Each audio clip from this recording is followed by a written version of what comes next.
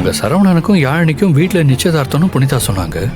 ஆனா இங்க என்னடானா இவர் மாலையோட நிக்கிறாரு. ஒருவேளை சரவணனை இன்னொரு அத்தை பொண்ணை லவ் பண்றதா சொன்னாங்களே, அதுதான் இந்த பொண்ணா இருக்குமோ? சரவணா எங்க போயிட்டாங்க? அக்கா சொல்லுமா. இங்க யாராவது கல்யாணம் பண்ணிக்க வந்தாங்களா? தெரியலையேம்மா. தெரியாதா? சரி போங்க.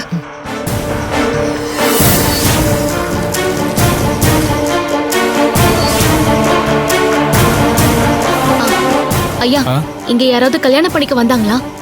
இல்லம்மா, அந்த மாதிரி யாரும் வரலையே. இவங்களுக்கு கல்யாணம் பண்ணி வைக்க புனிதா கூட இருந்த அரேஞ்ச்மெண்ட்ஸ் எல்லாம் பண்ணிருக்கலாமே. எதுக்கும் அவங்க கிட்டே கேட்டு பார்ப்போம். அண்ணா இதை வந்துடுறேண்ணே.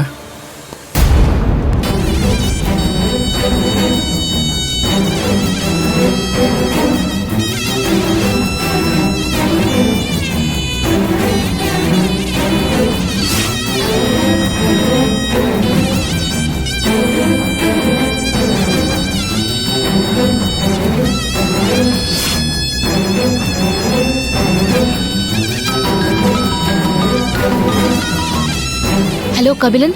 என்ன புனிதா, நினைச்சதை நடத்தி காட்டிட்டீங்க போல. கங்க்ராச்சுலேஷன்ஸ்.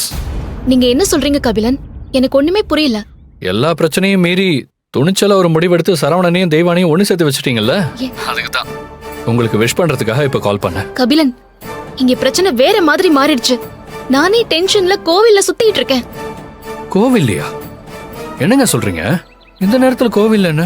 சரவணனை தேடி அலைஞ்சிட்டு இருக்கேன் கபிலன். புனிதா, அப்ப சரவணனை நீங்க அனுப்பிச்சு வைக்கலையா? இங்க அவர் இருக்கிறதே உங்களுக்கு தெரியாதா? எங்க எங்க இருக்கான் அவன்? நீங்க எங்க இருக்கீங்க ஃபர்ஸ்ட்? புனிதா, நான் இங்க ரெஜிஸ்டர் ஆபீஸ்க்கு ஒரு கல்யாண போட்டோ எடுக்கிறதுக்காக வந்திருக்கேன். வந்த இடத்துல பார்த்தா சரவணனும் ஒரு பொண்ணும் ஜோடியா நின்னுட்டு இருக்காங்க. அது தெய்வானையா இருக்கும், எல்லாம் உங்களோட ஏற்பாடா இருக்கும்னு நினைச்சுதான் நான் உங்களுக்கு கால் பண்ணது. கபிலன், நீங்க என்ன சொல்றீங்க? சான்ஸே இல்ல. சரவணனும் தெய்வானையும் அப்படி பண்றவங்களே இல்ல. அதுவும் இல்லாம அவங்க இந்த மாதிரி வீட்டுக்கு தெரியாம கல்யாணம் பண்றதெல்லாம் பண்ணவே மாட்டாங்க.